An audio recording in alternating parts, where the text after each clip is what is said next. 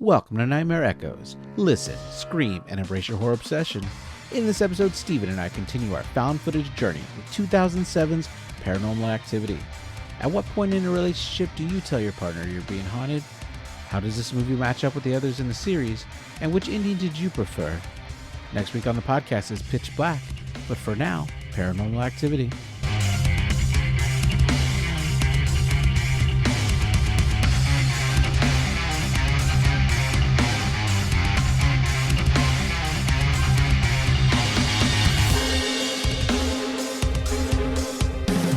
Hello, everybody, and welcome back to the Nightmare Echoes podcast. I'm your host, Elzar. I'm joined again by co-host Steven. Steven, how's it going? Hey, how's it going, everyone? So Glad today, you're listening. Yeah. So today we're doing our episode on Paranormal Activity. Steven, how many of these have you watched? Have you watched just the first one? Yes, just the first one. So I went a little nuts and I watched all 7 of them. I own 6 of them on Blu-ray, and I had to get an HBO Max subscription to watch number 7. And one thing I will say that's prevalent through at least the first 3 of these movies is that our main character, Katie, loves to work with beads. She's very obsessed with beads. Okay. And we see in the second one. Okay, I'm a little bit creeped out because you've got beads out here. Yeah, man.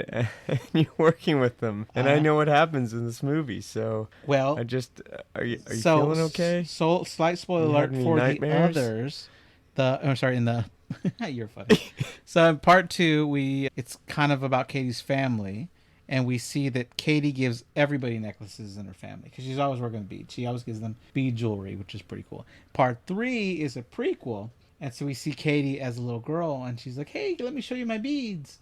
So I thought it'd be fun for us to have a little bead party while we're recording. So I bought 30 different types of beads here, and we got some little specialty ones over here. So if you want to make a necklace for your daughter or your wife, feel free to. We can play with these beads as we're recording. I think it'd be fun.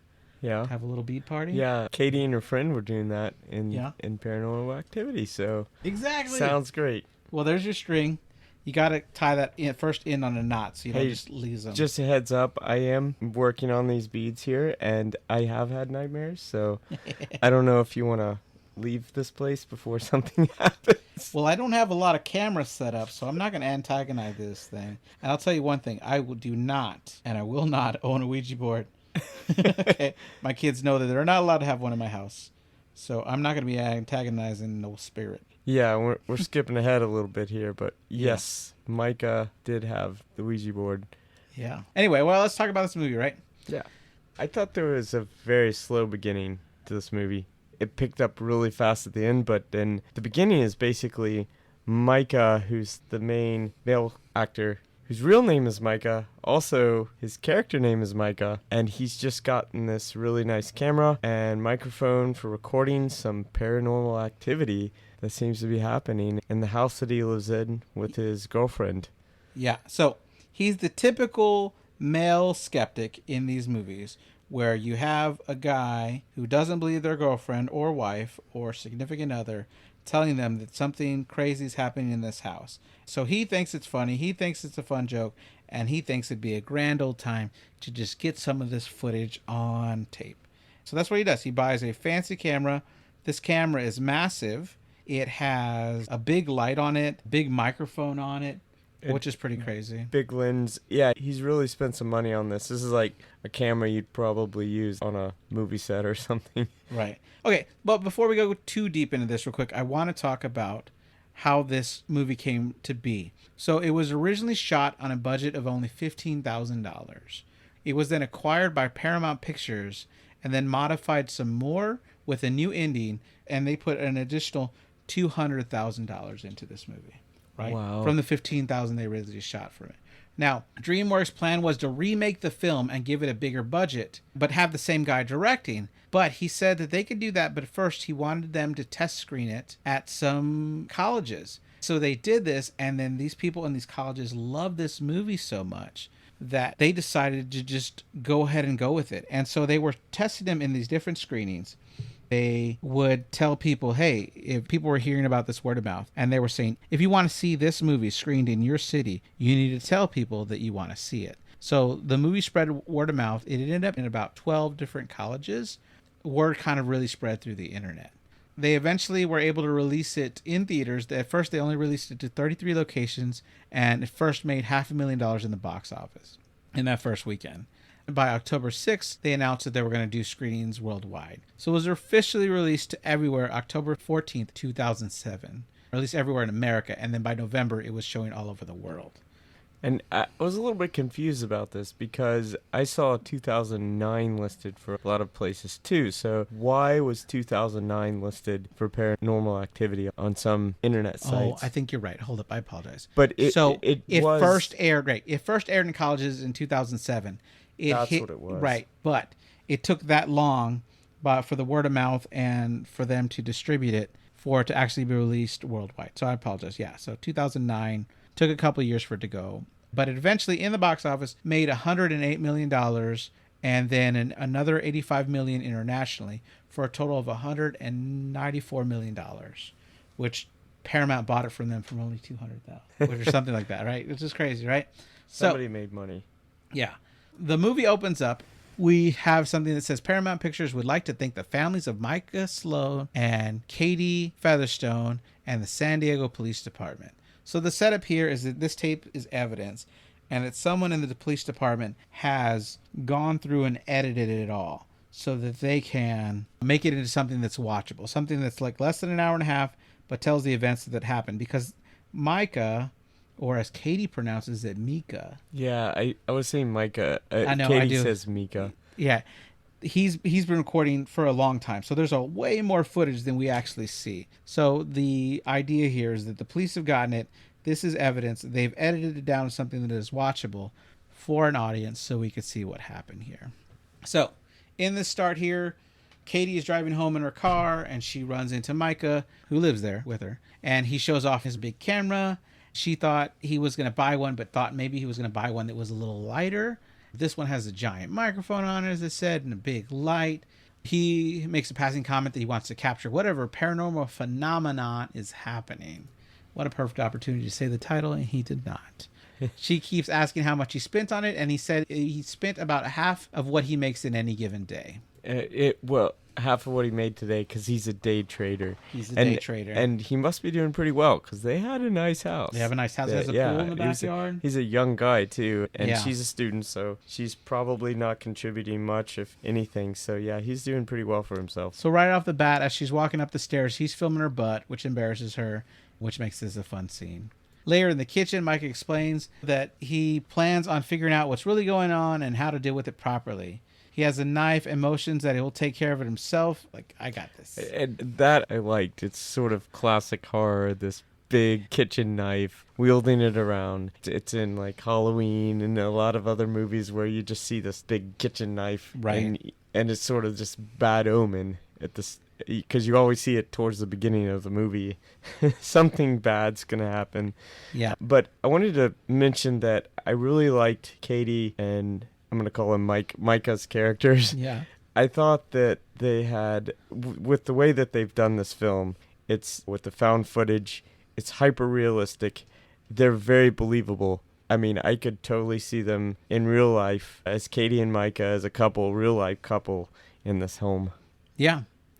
She says that the weird things have been happening to her since she was 8. And so she doesn't see these things as exciting as Micah seems to see that they are. He says that he wants to record them while they sleep. We do see Katie working on her beads. She's on their leather love seat, and Micah's performing a sound test. He has her whisper from another room to prove to himself that he spent his money wisely. Then Katie moves from the couch to her bead table. Micah asks if she has any tricks to make the paranormal stuff happen. She tells him that she doesn't want it to happen, so why would she force it to happen? He says that it would be cool to capture it on film for a lot of reasons. He includes that substantiating her claims would be great. She asks if he believes her, and he tells her, of course he believes her. Later, she's now knitting, so different hobby, and he's playing electric guitar, and we hear some weird sounds, and so he goes to investigate. This is funny. Yeah, because it's a soft tapping noise. Yeah, and so you think something's going to happen. I thought they might have rodents or something in the house. So he reports back that it's just the fridge. It's the ice maker. Right. When he gets back to filming his guitar, he says He'd like to show the beauty of this fine instrument. And then he turns to her saying, I meant her. This is just a guitar. And then she calls him sweet. He asked if he could film her doing a striptease and then asked for just half of one. Okay, half a striptease. But she keeps saying no. He's like, but I'll do anything you want. But she still says no. It's time for bed, and they're upstairs in the master bedroom. They're working together to place the camera. So there's enough lighting down the hall. We get the staple of any found footage movie. And it's definitely in the first 5 films of the series where a character is trying to have sex on tape. So we get these title cards that are kind of like in this basic font. They say night 1, and on the next line it says September 18th, 2006. During bed, Micah spoons her. Nothing seems to happen this night. Yeah, it's too bad because he really wanted to get something on the camera. Yeah, I think No, that... I mean, some type of bed action. Well, it did cut. So they might have had sex between the cut and when the camera set up. He was respectful and he turned it off. Right, exactly. Yeah. In the morning, he's working on the camera. He is wearing a shirt that says Coin Net, which is a hint towards his day trading stuff. Katie's asking about breakfast, and she reports that her keys are in the middle of the floor. He jokes that now they have evidence that evil forces have just come there just to move her keys. Then we get this scene where they're swimming in the backyard, or Micah is swimming. Katie is filming him. He does a couple of stupid things to flick her off, pretending to be a gunman that shoots 4 of his fingers away, leaving only the middle one.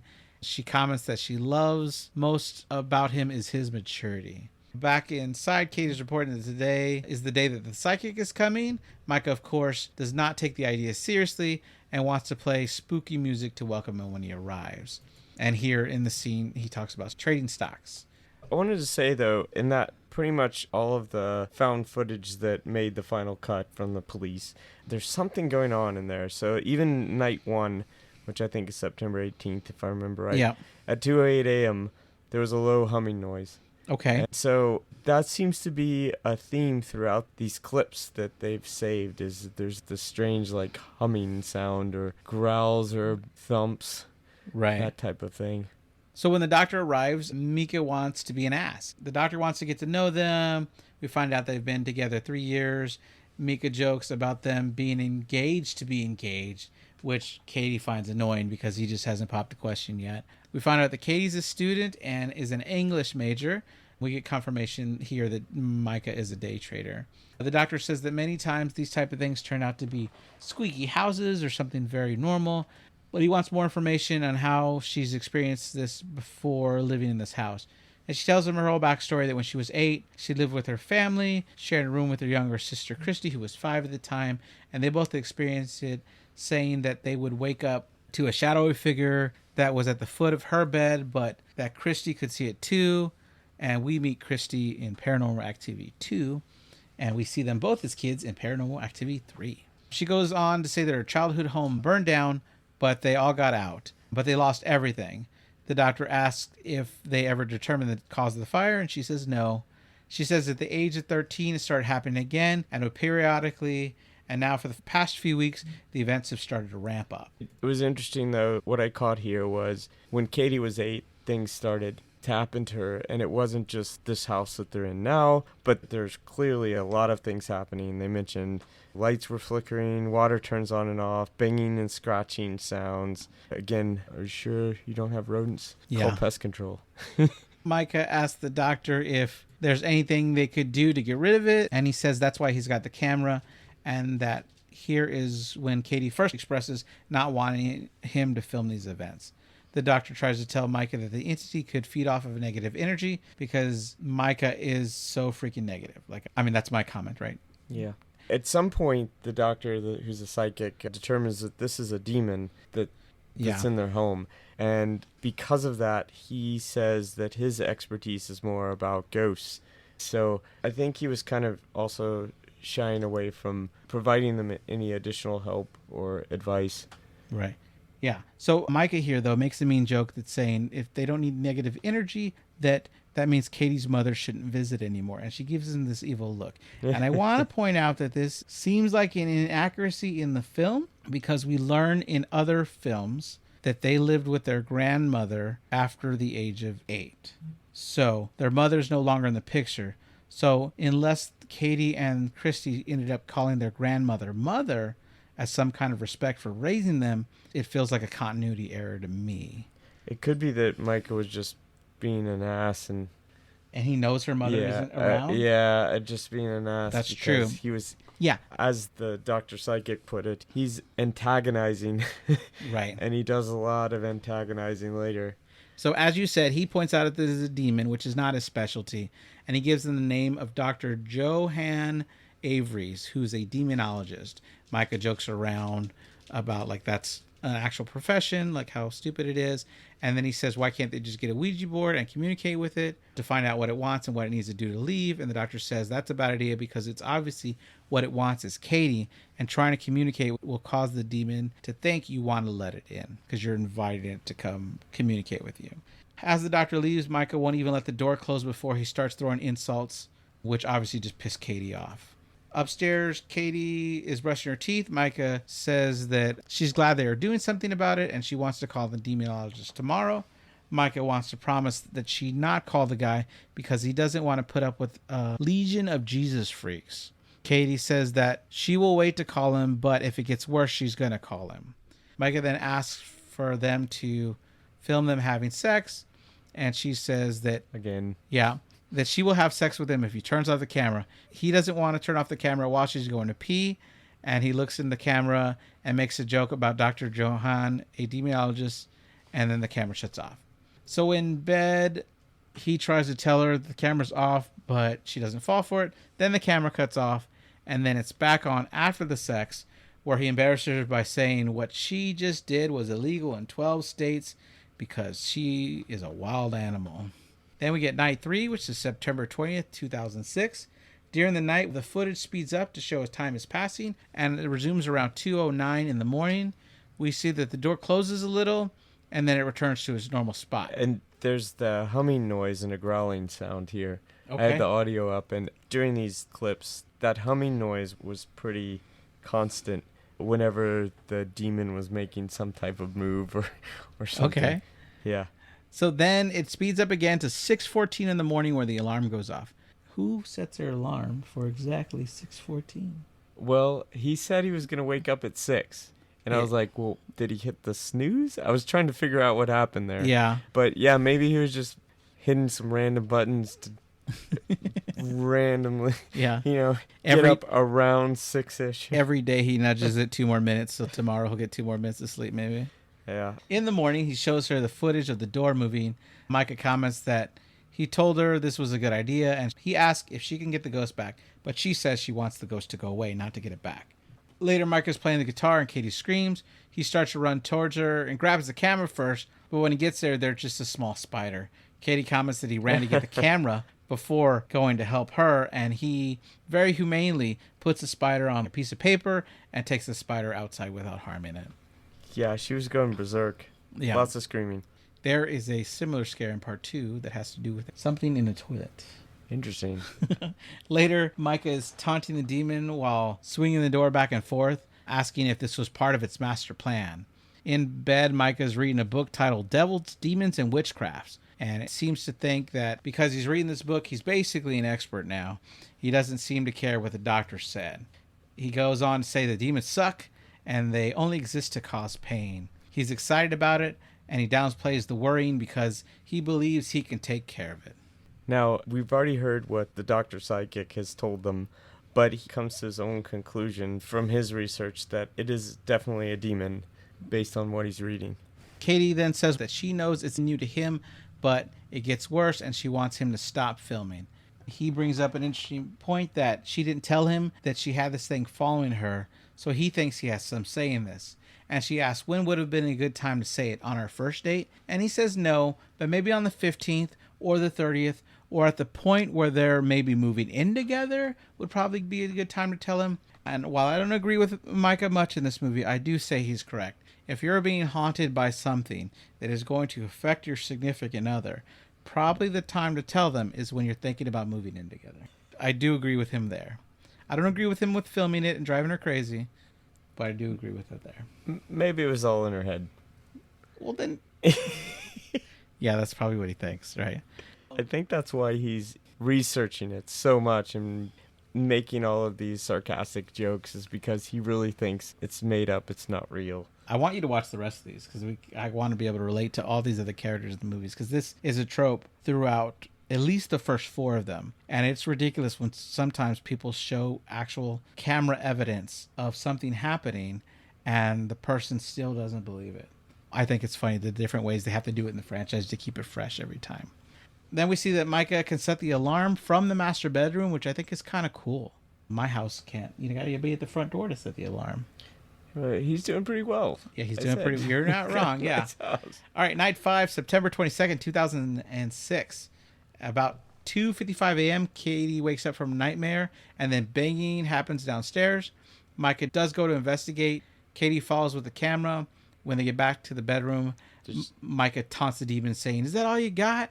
And then Katie's instantly mad at him for doing that. Yeah, the humming noise also came back with this one right before Katie woke up. So sort of like indicating that the demon was coming into the room or in the area because the humming happened.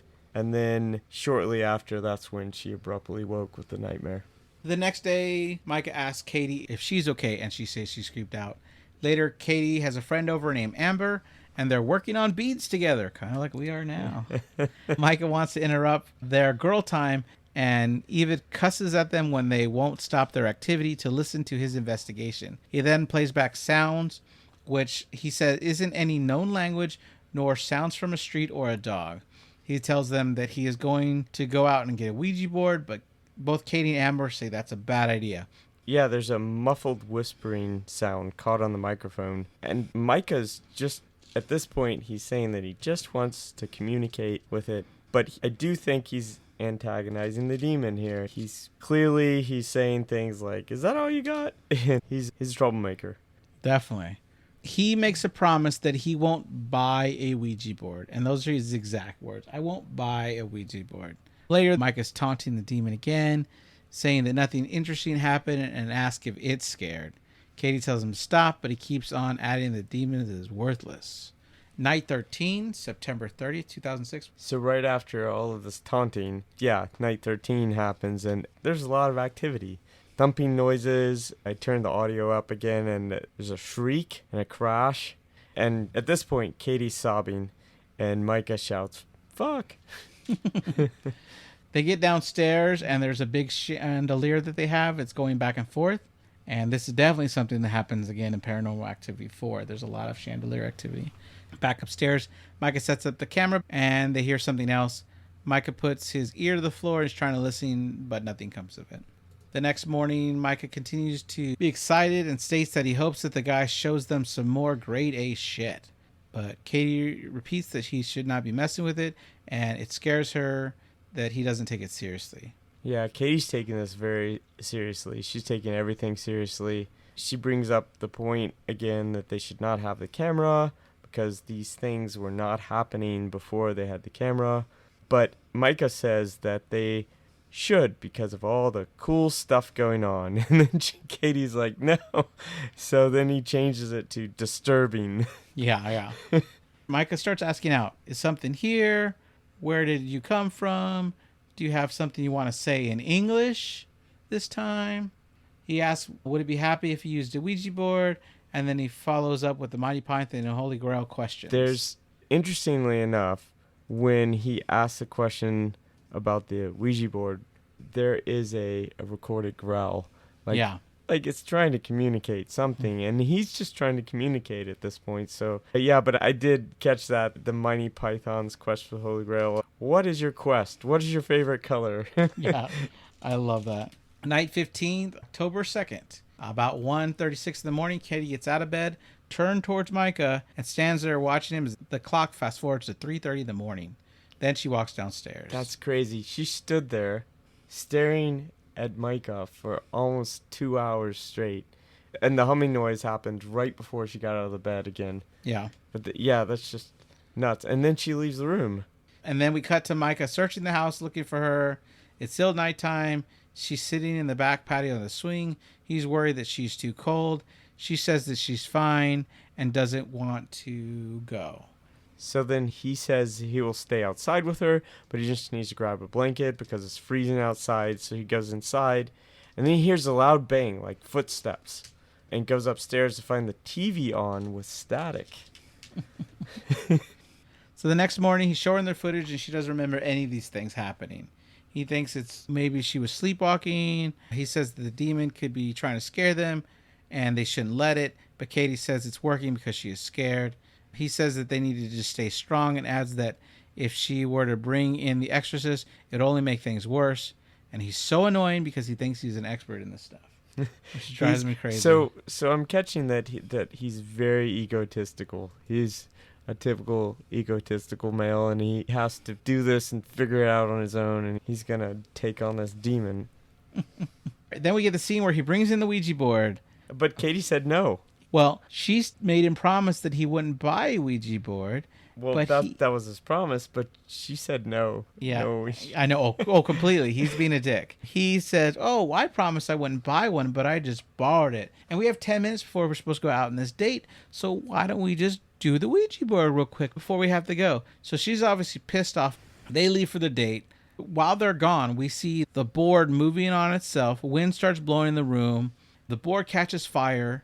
Then at 11:17 p.m., Katie's still pissed off when they get back from their date. She's ready for bed, but Micah notices the board, which just further pisses her off. Yeah, she's really mad at this point. Slamming doors. She wants him out of there. Stay out of the bedroom. So instead of throwing it out and heading to bed, he takes the time to film the board, which has some carvings on it now. And the interesting thing here was that he kept the camera running while the board was in that room. And I thought the scene was really awesome. It was very creative. You see the marker moving around. You see the board catch on fire. Right. It's pretty cool. So she tells him she doesn't give a fuck about the Ouija board. He goes up there, of course, bringing the camera. She kicks him out of the bedroom. About 1:25 in the morning, Micah stands in front of the camera and sarcastically says he swears to abide by Katie's camera rules and whatever. Katie calls him out for not being serious, and so he states it again. He adds that he won't offend the entity, and she makes him add that he promises to not betray her trust. He tries to get Katie to figure out what the demon is trying to communicate, basically. He's been doing this the whole time, but she just says that she wants it out of the house. You know what? At this point, I thought that Katie might be trying to hide something because she clearly does not want to face some of the feelings associated with the demon's communications. She has already told Micah that she does not want to talk about her nightmares. She only told Micah that her nightmares were gruesome, whatever that means. And then I was wondering, though, if you caught that too. It just seemed like she was hiding something. There's some more going on in her head that she's not explaining to Micah. And Micah's just being more and more this egotistical male. Nobody comes in my house, fucks with my girlfriend, I think is a quote that he said in the bedroom. I would say shortly later that given the other films, I think she knows more than she's saying, or she's definitely forgotten way more than she knows about, because in the third one we see them have a lot more knowledge about what's going on. And I think either she repressed it all or she was made to forget. It could be a repression. Yeah, she's just repressing it. But then clearly she remembers some of the nightmares. She mentions they're gruesome earlier in the movie. So she also remembers the figure standing at the side of her bed. But I feel like the details are a little wrong, because I feel like when we get to that world, it's actually Christy who the figure's more infatuated with when they're when they're children. Right. So it's interesting in that regard. But I haven't seen that. I know. But And I want you to, because they keep going back. At least in the first 6 movies, they go out of the way to go back to those all the time and give you some more and more lore. Every movie gives you more and more lore, which I think is great. The next morning, he's studying the footage, and he figures out the message that the demon left on the board. Of course, he still has the board because he needs it to be able to triangulate the position where the planchette to match the footage to see what it says. Of course, Katie's still pissed. He can't show her that he's figured out, and he thinks it's either the name Edna or Diane. Later, Katie's friend Amber's back, and he rolls up, sticking the camera in their faces and asking what they're talking about. Amber's offering to let Katie stay at her house, but she's saying it's not the house that is haunted, it is her, and she doesn't want to bring that to Amber's house. Mike is like, hey, you don't need to do that because I have a plan. And even Amber's like, "Oh yeah, what's your plan, Micah?" And he's like, "Don't worry about it. It's okay." We cut to later. Katie's making a deal with Micah, who plans to use powder on the floor to track the demon's movements. I thought Katie's, this was an interesting idea. yeah. I I thought it was creative. I don't know what you thought about it, but I uh, mean, it definitely proves. Like, if he doesn't believe it, he's got to believe it. He's so hard headed. But he's just looking for factual evidence. And for him, it's more about capturing it on film because if it does this is more he's captured on film that'd be cool to show people one day. yeah, but even if you look at the footage that he's already captured, there's nothing there. So if it was sort of this ghost or invisible thing, then perhaps this would catch the footprints. Yeah, something more substantial. Right. Yeah, so Katie says if the powder doesn't work, she's going to call the demonologist. And he lays down the powder, says that they already know that there's something there, and tomorrow she's going to make the call. He belittles her, telling her to chill out and take a pill, which just annoys her because he doesn't take her concerns seriously. Yeah. Now, the fact that he's putting this powder down and the warning that came from both the psychic and also Katie's continued warnings, I feel like he's just antagonizing the demon more. He's going to make it more and more angry. Yeah, he even says, "This is my house. No one comes here and fucks with my girlfriend." Yeah. Which I get. He's trying to prove that he's the man of the house. He's proven he's an idiot of the house. Night 17, October 4th, 2006. The footage speeds up to about 3:15 a.m. They wake up because of a sound like footsteps, and The humming's there. Yeah, right before the footsteps. And you can see the footsteps tracked on the ground. yeah. So they follow it down the hallway, and they see that the Powder access. worked. Yeah.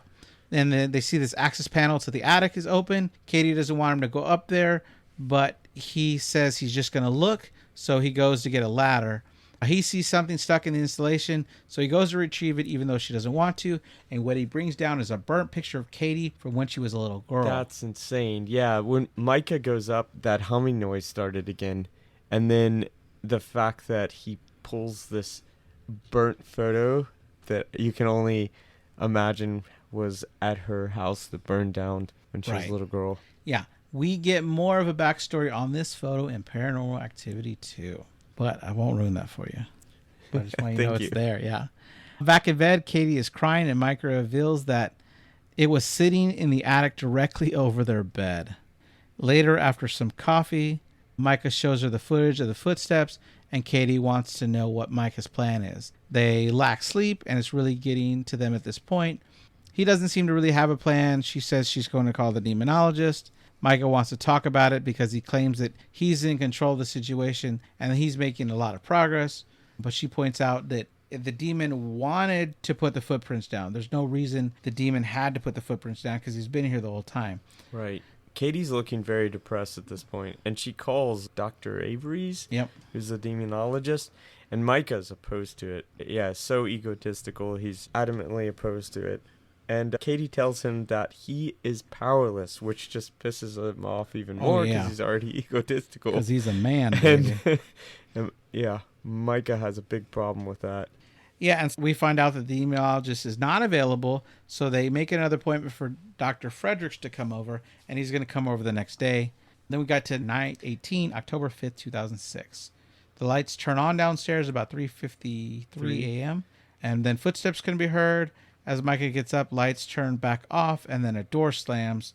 Then something banging against the door, and they both are obviously scared. So much going on. Yeah, the humming noise again happened like right before the thumping footsteps too. Micah gets up and starts taunting him some more because he's a man.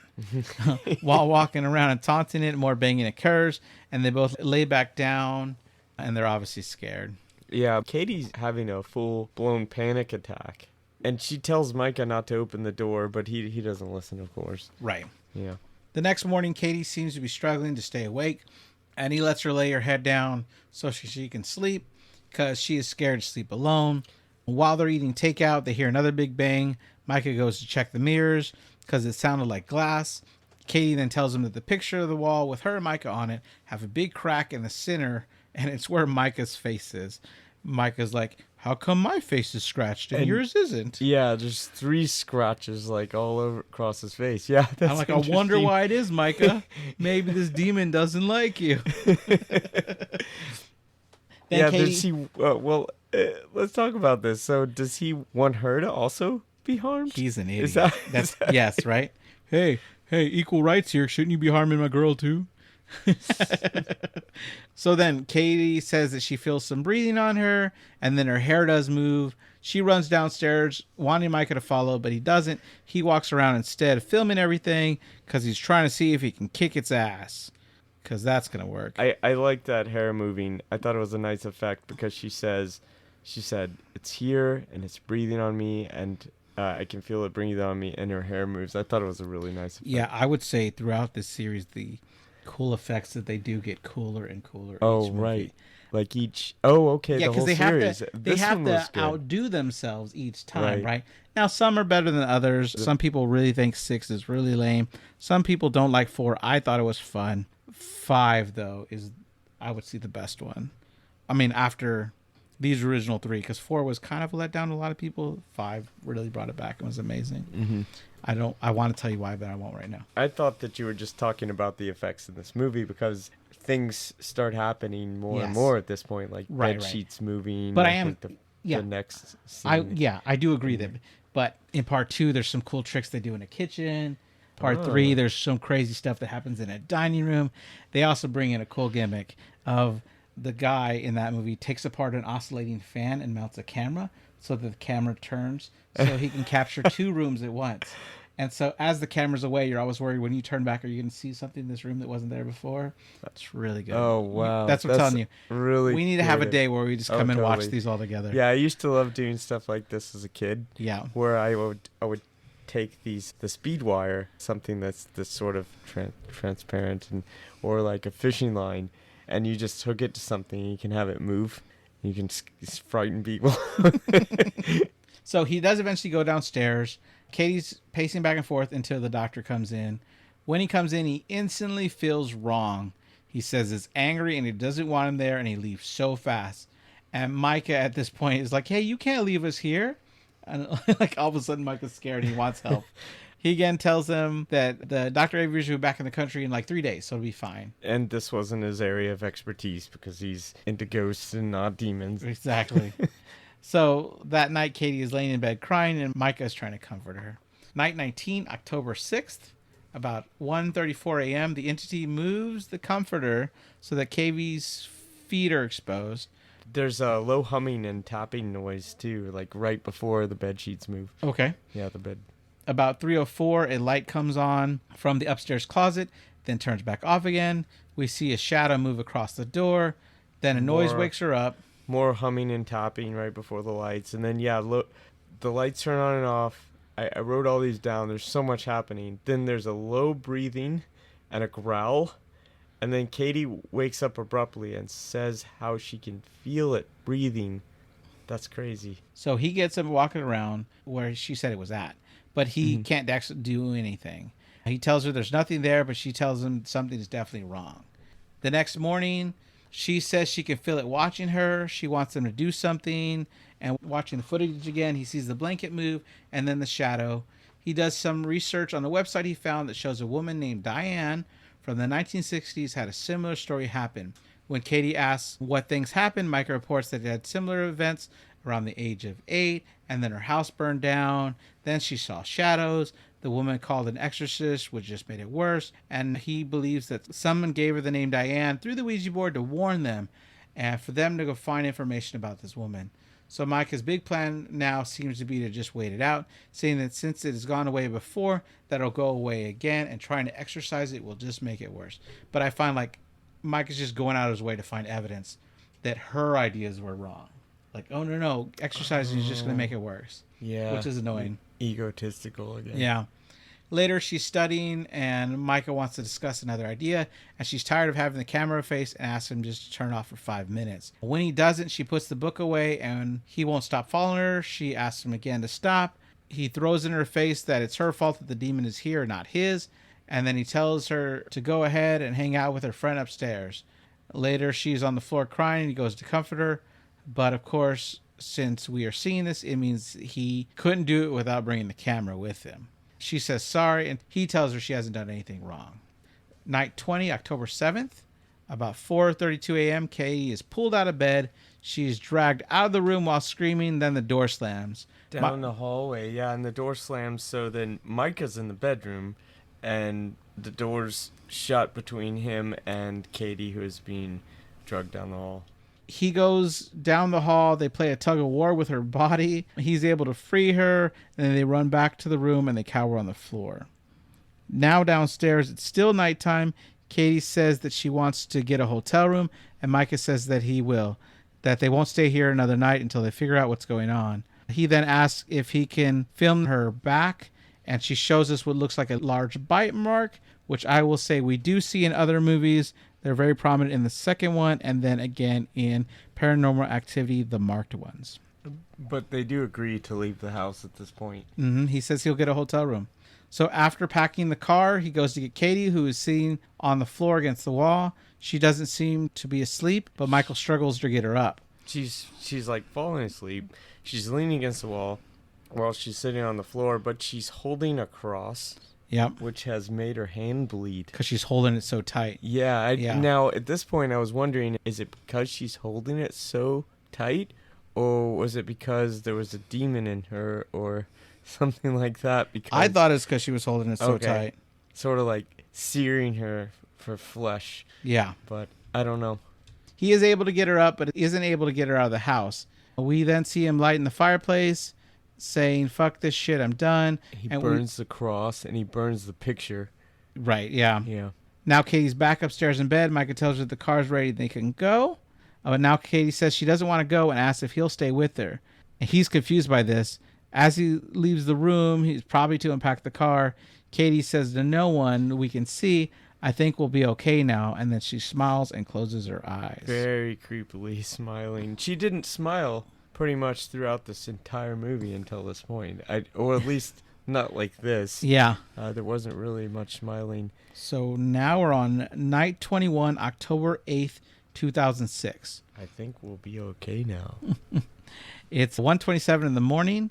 The humming noise happens, and Katie gets out of the bed and stares at Micah again for almost 2 hours. Yeah. I kind of put here in my notes, she does a sit-up here, right? The kind of way that Michael Myers does in the movies when he's down. Oh, that insane ab sit-up that is like really hard to do. I thought that was kind of cool. Yeah, the bed sheets fall off of Micah, too. And it looks like they're kind of not falling off, but sort of like the bed sheets did earlier where they moved on their own. She walks over to the side of the bed. The footage fast forwards to 3:14 in the morning. From downstairs, Katie yells really long, Micah! Now, yeah, at 3:14, she leaves the room. Right. And then at 3:15, that's when she's screaming, yeah. He runs down to see what is wrong. Then there's more screaming. After a minute, we hear large footsteps coming up the stairs. Then Micah is thrown into the room, hits the camera. The camera lands to see Katie with blood all over her shirt standing in the doorway. Now, the build-up to this I thought was really good because when Micah bolts out of the room, there are no lights on. He doesn't turn on any lights, which that would have been one of the first things that I would have done, turn on the lights when Katie was screaming. But he doesn't turn on any lights. All you hear is, what's the matter, honey? And then there's a thud and a fall. This is when he ran downstairs? Yeah, and then silence before the low humming comes back, and that's when Katie comes into the room with him. Yeah. She walks over, gets down, smelling Micah, looks up at the camera, then her face turns demonic, and she flies at the camera. The footage goes black, and we have the words telling us that Micah's body was discovered by police on October 11th, 2006, and Katie's whereabouts remain unknown. And when she's looking at the camera here at the end, right before it goes black, there's that smile, and she shrieks like a demon. Yeah. So there's two alternate endings. One that is published on the Blu-ray that I bought and other physical media is right about midnight. Katie stands up watching Micah for over 3 hours. Then she walks downstairs. Then she screams, but doesn't say Micah in this version. We hear Micah yelling, what's the matter? Followed by what the fuck? Before everything goes silent. Loud footsteps climb on the steps. Katie comes into the room with blood all over her shirt with a big knife. Then she closes the door, appears to lock it. Then she walks over to the camera, smiles, and slits her own throat. Then the original ending, which was aired at colleges, Same thing happens, right? About midnight, she wakes up, watched Micah for over 3 hours, walks downstairs. The scream happens, but she doesn't yell at Micah in this version either. He runs down, yelling, "What's the matter?" followed by "What the fuck?" before everything goes silent. Loud footsteps climbing back upstairs. So up to this point, it's the same. Then, this time, Katie comes with blood all over her shirt, sits down on the floor next to the bed. The footage jumps to daylight, and Micah's alarm goes off again at 6:14. Katie rocks back and forth and doesn't stop the alarm. The footage jumps to 1:55 p.m. and the alarm is now off. Katie is still rocking. The phone rings, the machine picks up, and it's Amber trying to reach her. At 9:20 p.m., the doorbell rings. Amber comes in the house calling for Katie and Micah. She then stops when she doesn't hear them, and we hear Amber downstairs as she finds Micah's body. Then 31 minutes later at 9:51, another knocks at the door. Police have now shown up in the scene. They call to see if anyone's there. Katie doesn't respond and still is just rocking. We hear them come upstairs saying that they have weapons drawn, and if anyone needs to identify themselves, do it now. Once they come upstairs, Katie gets up yelling, "Micah, where's Micah?" But she still has the knife in her hand, and she starts towards the cops. And since she's armed, they shoot her and kill her. Then the police go check the rest of the upstairs to clear it. The words come on the screen, dedicated to Micah and Katie, and then we see a picture of them together smiling. We hear the police find the camera and say it's filming, and the other officer says not to touch it and leave it for the IC unit. Interesting. And those are the other endings. Which was your favorite ending? I like the way it was done here. It's the canonical one, and it sets it up so if Katie's still out there somewhere, she can return for other films. I wholeheartedly agree. Like the horror ending, the leaving things in suspense, and you don't really know what happens to Katie. The police find Micah's body, but then Katie's whereabouts are not known. How's your bracelet going, or your necklace? How did it go? I got something there. I'm gonna take a picture of it. I got mine done too. It's too funny. Yeah, thank you for covering this. Anything else you want to say about it? Yeah, for sure. I did think that Katie's crawling right there at the end of the movie was a lot like the footprints seen with the powder. Because if you look at the footprints with the powder, they almost look like handprints in the way that she was holding her hands, crawling across the floor, sniffing Micah and looking at the camera. She kind of holds her hands at a strange angle, like they're not perfectly forward and symmetrical. They're sort of like this weird, almost a bulldog type stance. I don't know how else to describe it. But yeah, I thought that was interesting. I made some ties into some other horror movies. There's clearly The Exorcist, and the fact that they have an exorcist usually appointed by the Catholic Church. That's a real thing.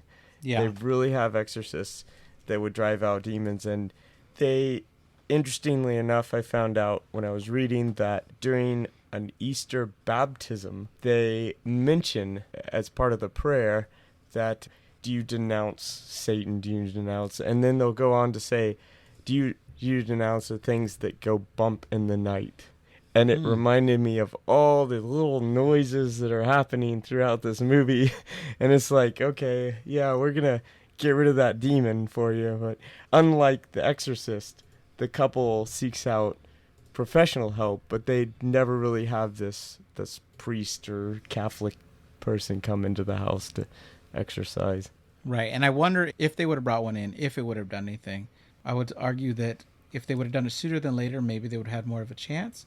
But since this thing has been haunting her since she was 8, it's gotten stronger and stronger. And Micah was no help at all. Like, he kept antagonizing, as the Dr. Psychic put it. He kept antagonizing until it was so angry that the doctor just kind of came in and left the last time you see him. Yeah. I also want to say that just a small spoiler is that we find out that the entity's name is Toby in the other movies, which I think it's good to know. But yeah, I'm looking forward to you watching the rest of them. Maybe we'll cover some more one day. Okay, sure. Yeah. Well, thank you for being here. I'll get to know Toby. Yeah. All right. Thank you all for listening. If you like what you hear, please give us a 5-star review on your platform choice. A good review, even if you thought it was 4 stars. Nice to give us a 5-star. But we have new episodes every Monday. We hope you will listen to us again. Bye. Bye.